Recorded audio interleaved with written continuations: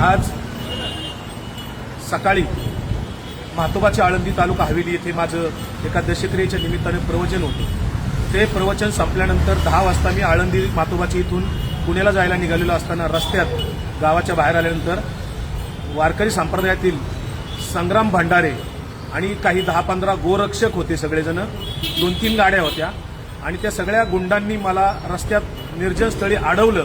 माझी गाडीवर मला उतरून माझ्या अंगावर 2-3 शाईच्या बाटल्या ओतल्या, मला धक्काबुक्की केली आणि 2 जणांच्याकडे रिव्हॉल्वर होते। ते सगळेजण मला जीवे मारण्याची धमकी देत होते। त्यात लोक जमत असताना ते मात्र तात्काळ पळून गेले।